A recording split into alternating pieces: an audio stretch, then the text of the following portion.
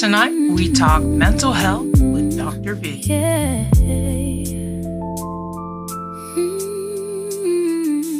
Vlogging pod starts like a conversation. Cup of coffee with no destination. Just voices trying to understand what's happening across this land. From your stories told to the pages turned. Every question, every word, supported by SheSharesStudios.net. Hello, and welcome to the Vlogging Pod.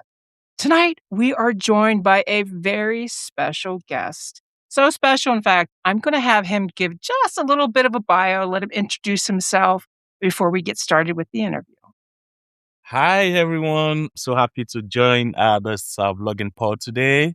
My name is Oluwole Babatunde, and my patients call me Dr. B. My friends call me Wole. My official name is Oluwole Babatunde. I'm a psychiatrist, also an author of the book Adapt and Advance, teaching principles about how to adapt to situations of life. And I'm here excited to be part of what's going on at vlogging pod today. Hopefully, someone listening or many people listening will be blessed and inspired today. Awesome. Thank Wonderful. you for having me. You're welcome. I love having you here. And may I call you Dr. B? That's what my patients do call me, so that's fine. Awesome. Thank you so much. Now I'm gonna have to get on the couch and really take advantage of this.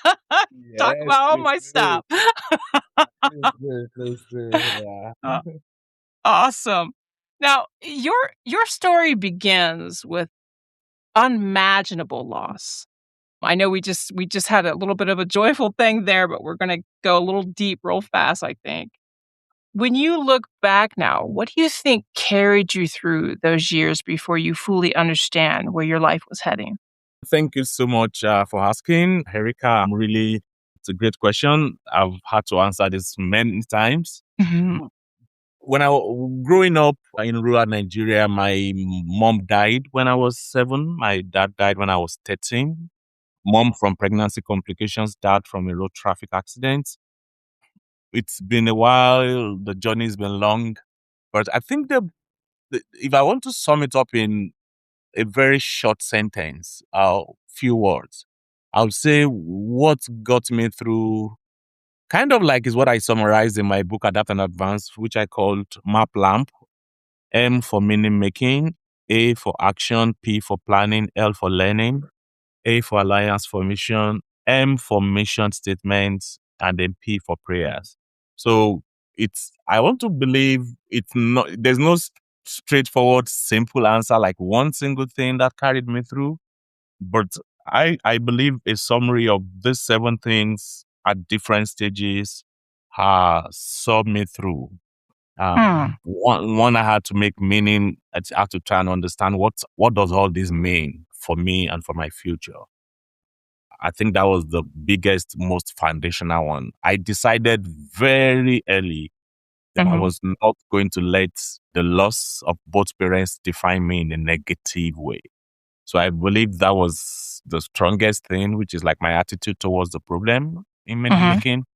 Right. Then all the other things came, of course. I had to take action at different stages of my life. And, it took a lot of careful planning. I had to read books that were very inspirational at different stages, and I still do read.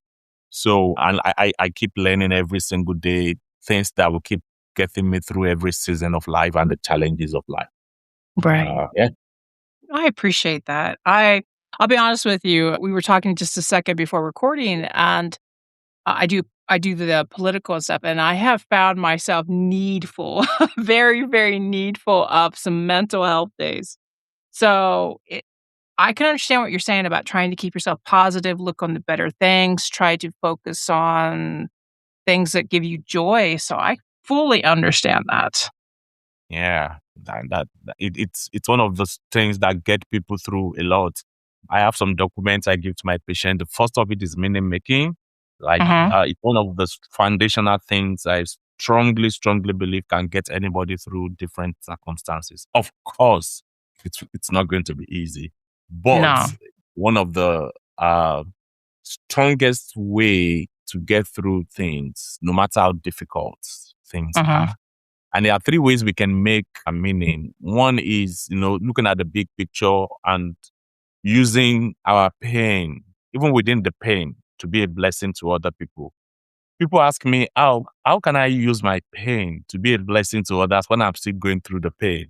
Mhm.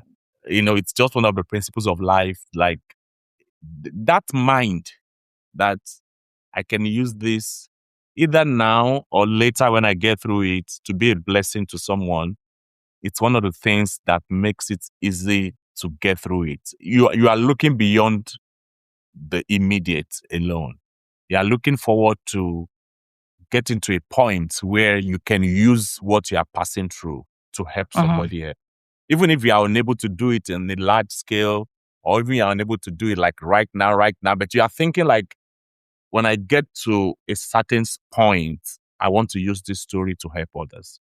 And I got this from Viktor Frankl, who was in the concentration camp. He said Mhm. prisoners that had a mind of what they wanted to do when they left the concentration camp, they tended to have more joy. They tended to, kind of even help people a little bit within their misery and their pain.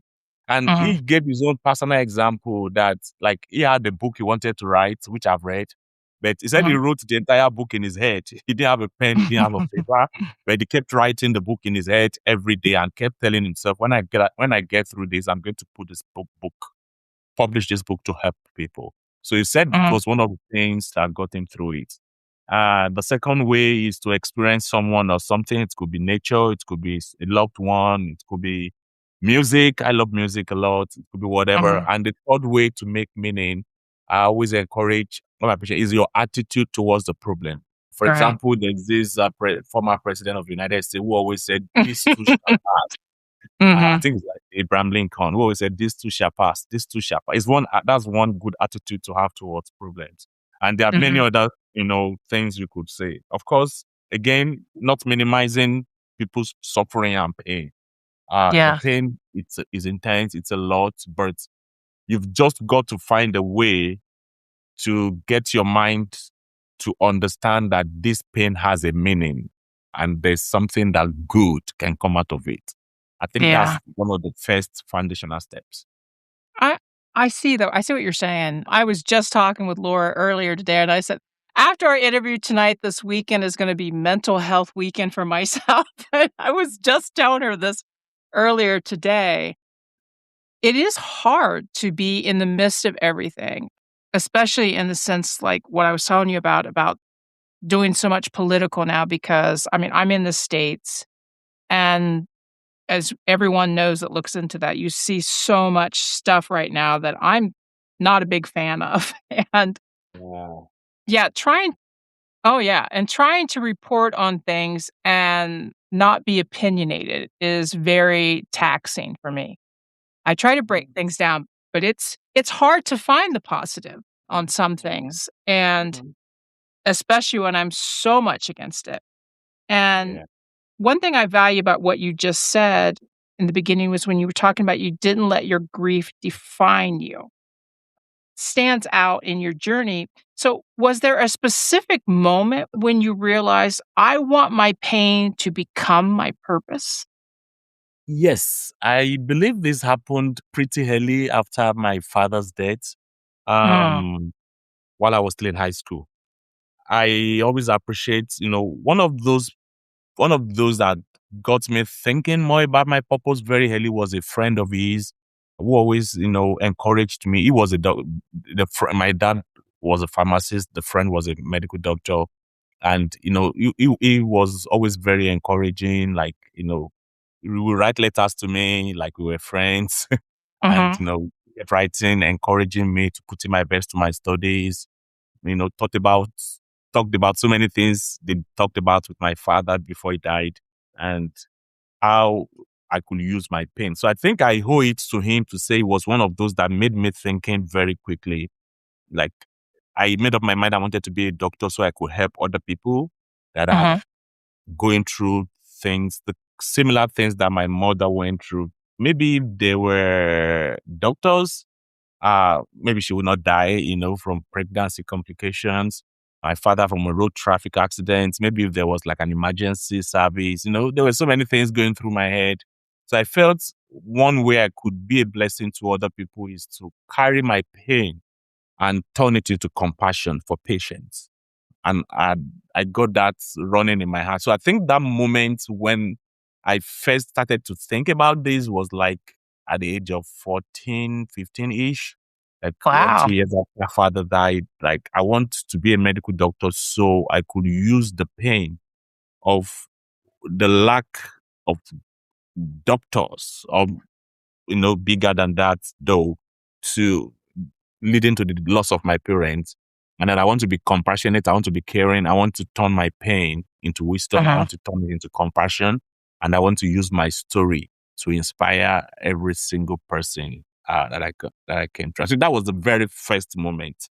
But the bigger moment was around the age of 20, 21. That was when I started reading a lot of books. That was when I committed to reading one book every single week, 52 every year. Wow. And I still do that now. Though now, then in those days, I used to read physical books. Now I just listen to the audio, like when I'm driving to work, driving back. Yeah, I Uh, love audibles. Yeah, I feel you on that. Now I do. I can't do real book any longer. Uh, although if I really, really love a book, I'll get the physical one in addition to the audible so that I could follow because I like to shade, I like to color, I like to underline. Mhm. So for maybe like Yeah, 10% of the book, I do when that.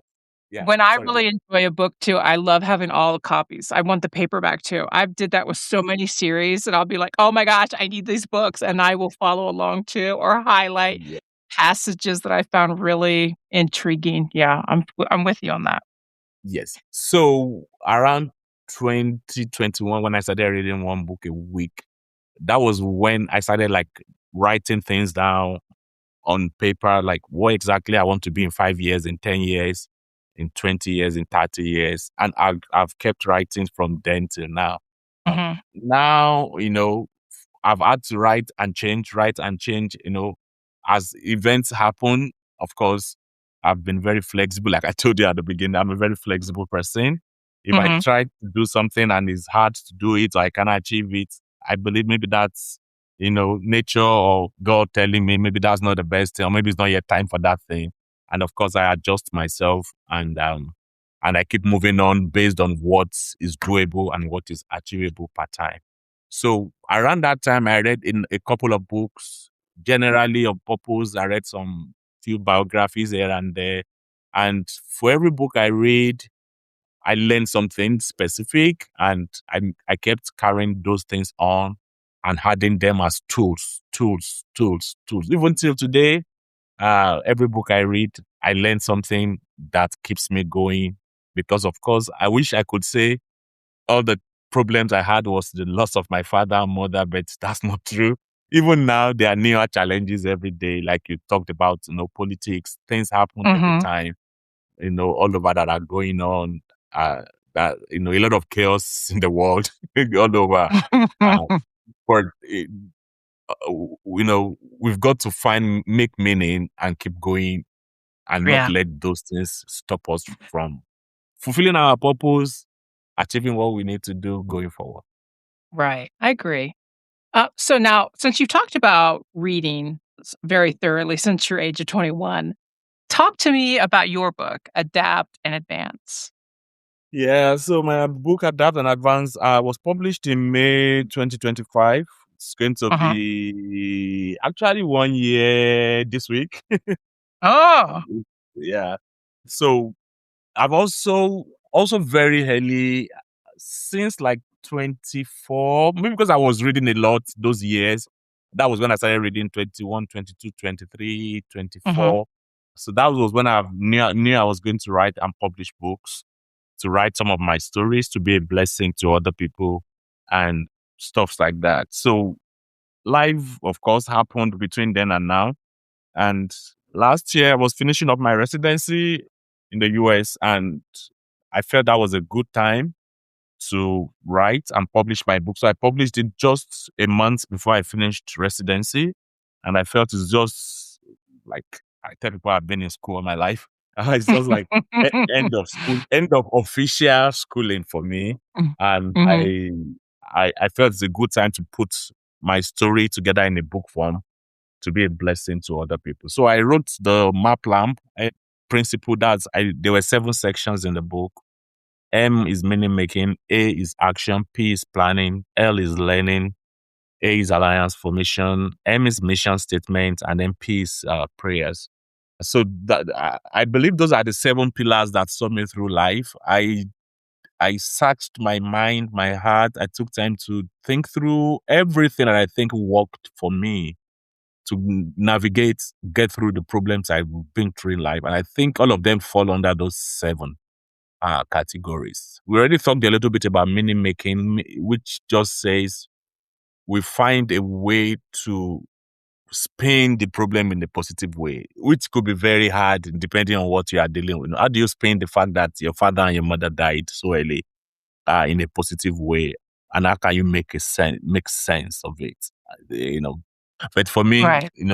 part of it was I was able to like have the good attitude that this is going to turn well.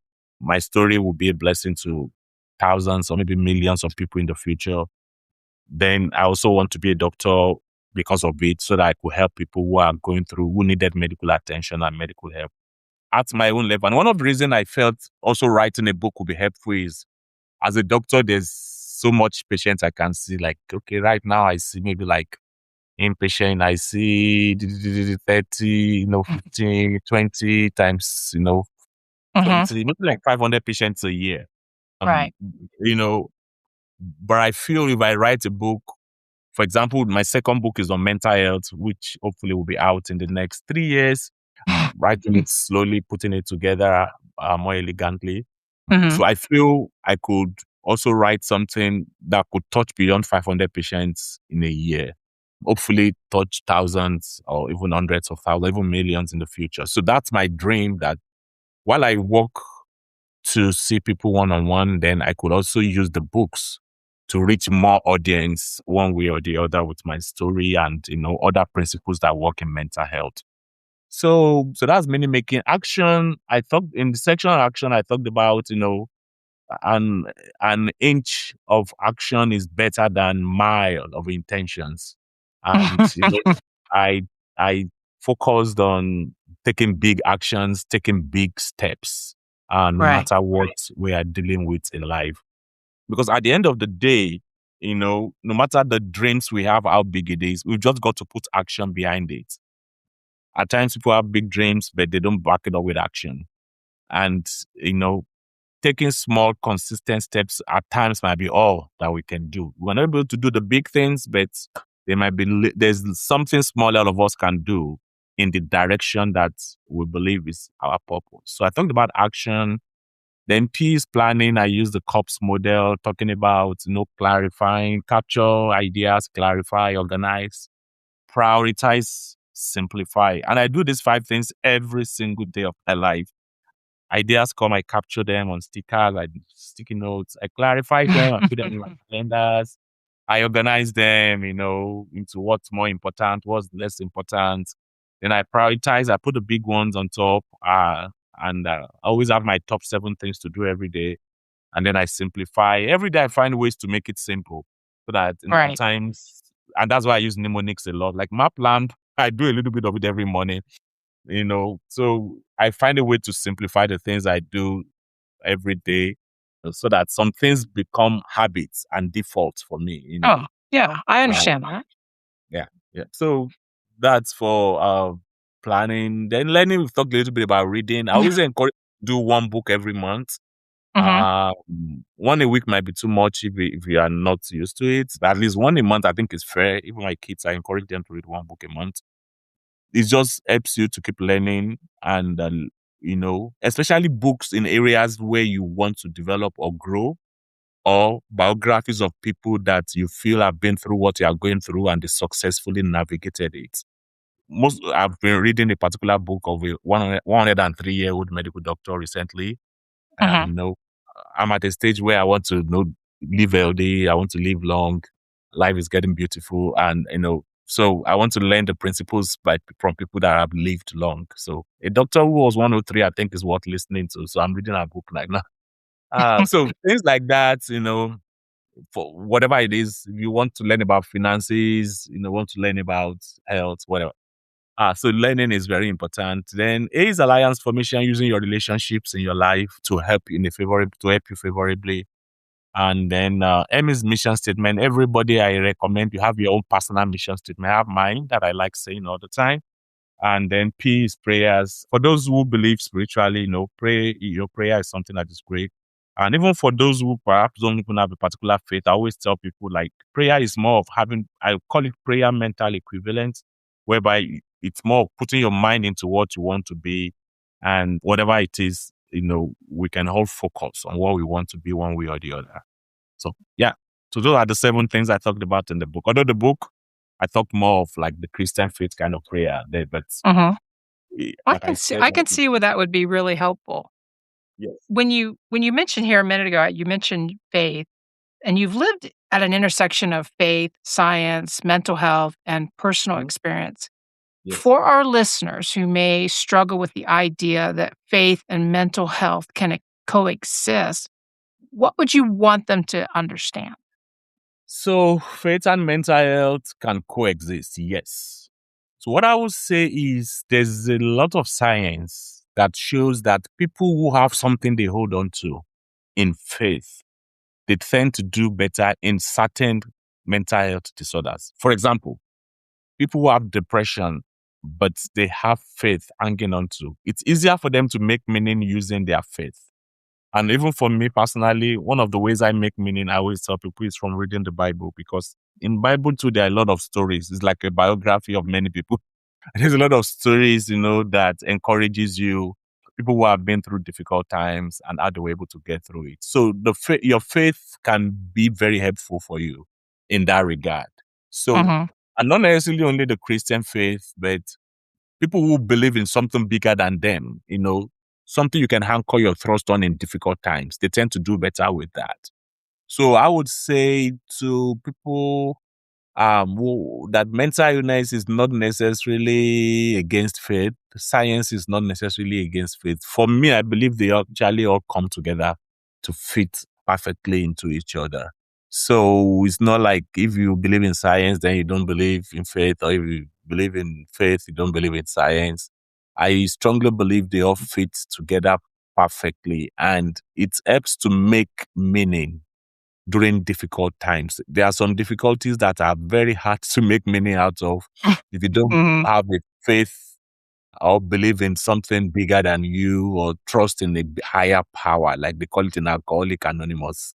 So, trusting a higher power than you could just get you through some circumstances. However, as a psychiatrist, I would also say that it's important for people to know that we should not also let faith become something negative. That Mm. doesn't mean that we should not seek for help. So, that's where at times faith could become negative for some people. They believe if they have faith in God, for example, or in a higher power, then there's no need to take medications, or there's Yeah. no need to seek help. The way I explain this is, God gave us, okay, this is the way one of my pastors in Nigeria used to say. He said, God gave us a brain so that we can give him rest. So at times, God gave Ah. us brain so we can use our brain. And when we use our brain, we don't have to go to God for everything. Like, God, give me $10. God, I need a table. Then, you go to somebody who has used his brain to make the table and get it. Uh, I need to get from, let's say I'm in South Carolina right now. I need to get to Mhm. New York. You don't need to go and and pray and say, God, I want to go to New York. But, there's transportation, there's road transportation, there's air transportation, there's everything. So I Mhm. believe, just like we feel comfortable using the other things that we use our brain to make, like transportation, cars, plane, engineering, or electronics. Everybody use our telephones now, cell phones, computers, all of that, we don't complain when we use all those things. Then why do we complain when it's time to use medications? It's just the same brain that some people have to make those things for our convenience. All It's right. the same brain that God gave some people to also come up with these medications that can help. So I would say there's a good mix. While you are holding your faith on one hand for God to help you or whatever you believe in to help you, you can also trust those who have used their brain to come up with solutions like medications, psychotherapy. Go for therapy. I tell people to Mhm. always find help. So I would say everything works together, but the word I will leave on that is balance. People need to Right. live with balance. So you need to find a way to balance your faith with science, with Right. mental health, medications, and therapy, everything together so that you don't overdo one at the expense of the other. I get you. Things will work better. Yeah. Right. I years ago, I did time in therapy as well. I did over, I think, 2 or 3 years in therapy. I had an eating disorder, so I'm on board with therapy. I totally agree with that.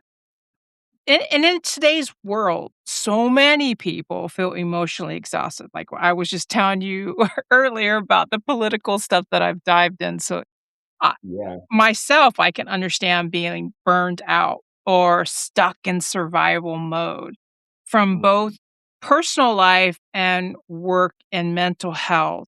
What are some of the first signs that someone may need to stop simply surviving and start healing? I strongly believe, and that's a wonderful question because people need to know these things. I would say we need to know when to seek help. Mm, Um, and the kind of help to seek. One, I think the biggest thing I would say is don't don't keep things completely to yourself. Especially mental health, it's easier for people outside of us to see us better. mhm, If it's physical illness like blood pressure, stroke, things like that, it's easy for you to know you have a problem. But mental health, at times, it might be people around us that would notice that something is off. He's not acting like himself, like people will say. mhm, So I would say it's important for us to seek help when we need it. And I always begin by saying, seek help from inside of yourself first, meaning your own personal coping skill. For some people, it's music. For other people, it's taking a walk, swimming, different kind of things.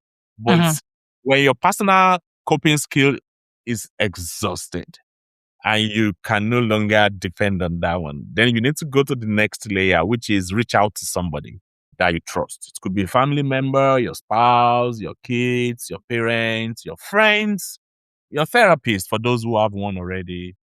Reach out for help. That's layer two. But if first layer does not work, your personal coping skills, second layer, relationships cannot work, then you have to just escalate to the third layer, which will now be call 911, call 988, which is the suicide hotline. Take yourself to the emergency room, especially when it's leading to things like suicidality, your thoughts of suicide, and maybe people feel like killing themselves, which we see a lot.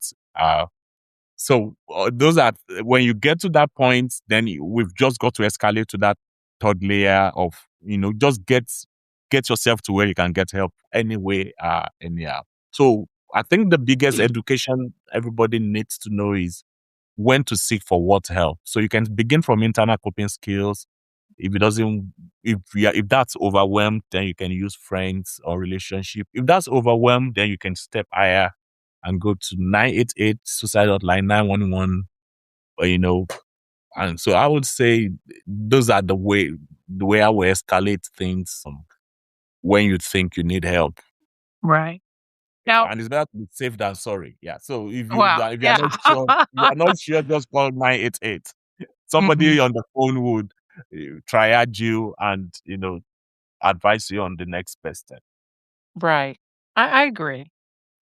There's a lot of ways to get help, and, I mean, even sometimes support systems, friends, families, even if you don't know how to get help. I mean, Mm. you know what I mean? There's still connections that we might be able to our family doctors can always help reach out to avenues that would help you even more so.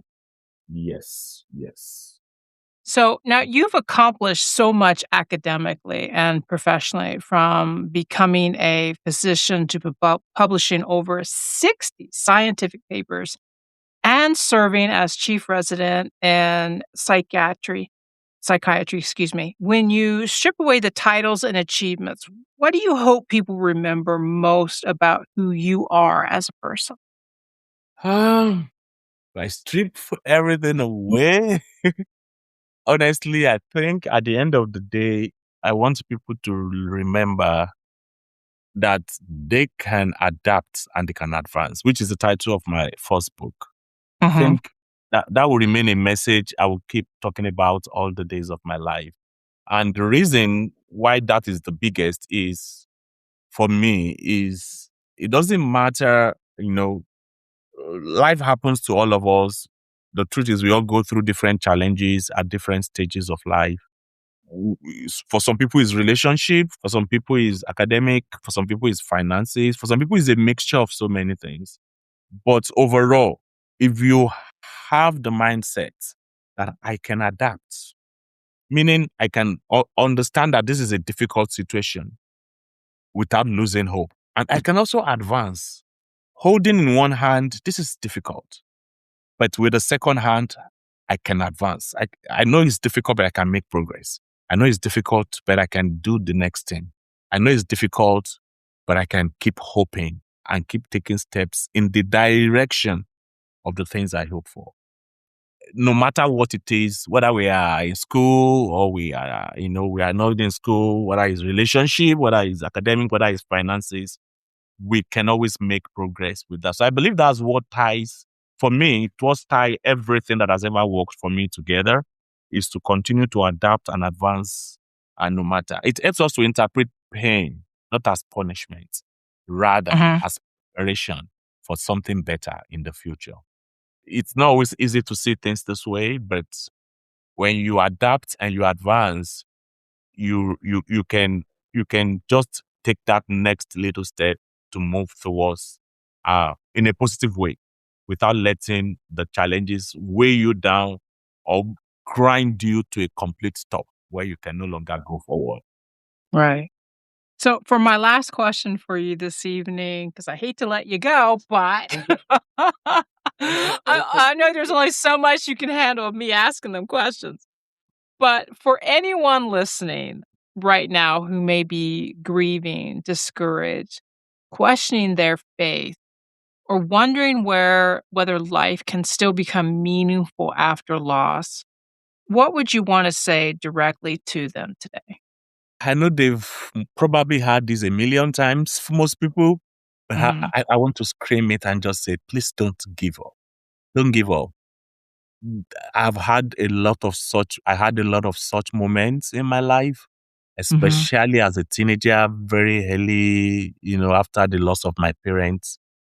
There were days though I was not clinically diagnosed, but I could say, now with what I know in psychiatry, definitely I was clinically depressed at some Oh, yeah. I can points of feel my that. life. Yeah. Um, and there were days I would just lock myself up in the room and I would cry and I would just wish my parents were alive. You can imagine, Mhm. as a teenager, but we all knew they couldn't come back. Right. So it was very rough. There were times when even what to eat, what to drink was so hard. They were almost Mhm. impossible. Even when I got to college, even in medical school, things were so hard. Things were so rough, and it was just too painful. Some of your friends, well-to-do parents, and you just wonder why me? Why must I go through it so hard? Why Mm. must mine be so difficult? So, from here, I want people to hear this from someone who's been through some very tough seasons of life, some very difficult seasons of life. That please don't give up. Don't give up. I'm not yet there right now, but I can confidently say I'm moving in the right direction. And I'm deeply grateful for where I am and for where I still have the potential to be. So I want to tell you, please don't give up, no matter what it is. understand that whatever pain you are going through right now, uh, it's the pain. Understand, it's hard to say this, but the pain, see it as preparation, not as punishment. See it as something that can bring something good out of it at the end. Uh, Mm.